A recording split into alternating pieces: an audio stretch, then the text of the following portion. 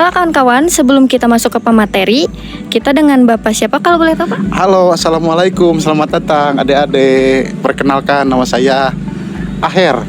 Ade Hermawan. Aduh, oke. Sekarang kita tahu kan Bapak ini namanya Ade Hermawan. Oke, kita lanjut ke pemateri. Kita akan tanya-tanya tentang apa itu Boska dan seputar Boska lah. Pak, untuk Boska kapan berdirinya Boska?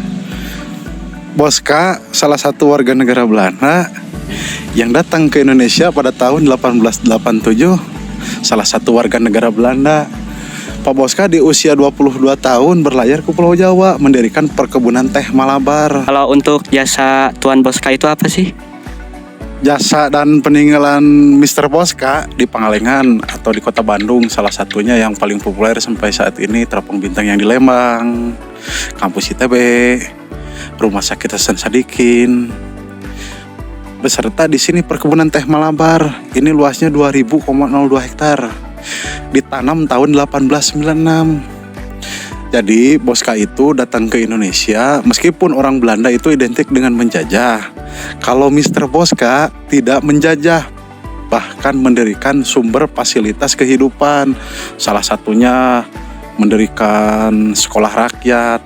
Kalau dulu namanya Verpolog Malabar, berubah menjadi sekolah rendah, berubah menjadi sekolah rakyat, berubah menjadi SD sampai sekarang. Pak Boska itu saking perhatian, saking sayangnya terhadap lingkungan, termasuk warga Malabar. Dia memfasilitasi sekolah, membangun tenaga listrik, PLTA itu pembangkit listrik tenaga air. Jadi pada tahun 1896 sangat luar biasa, di sini tuh udah ada listrik, pembangkit listrik tenaga air. Berikut rumah dinas kan dia fasilitasi.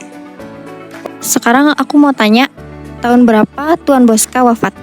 Pak Boska itu meninggalnya di sini juga ya, di Pangalengan pada tahun 28 November 1928. Kenapa Boska tidak mau dimakamkan di Belanda? Padahal kan makamnya di sini ya. Harusnya dimakamkan di Belanda.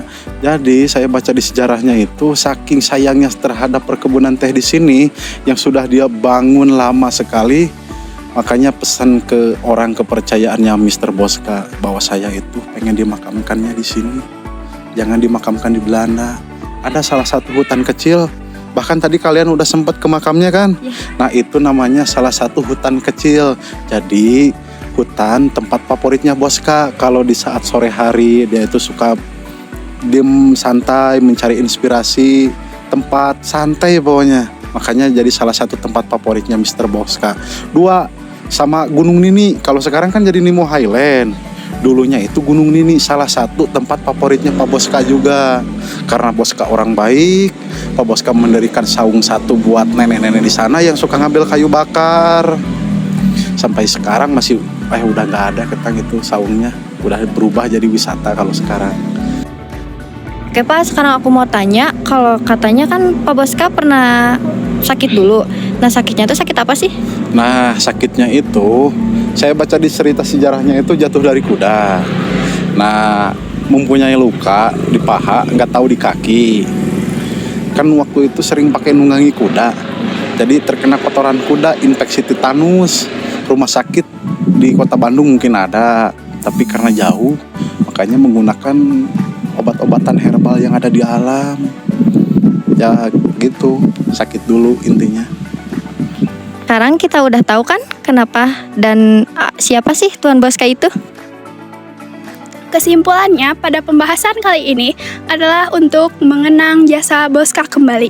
Karena kita harus mengenang apa yang telah dia lakukan untuk warga di Pangalengan ini. Sekian, makasih.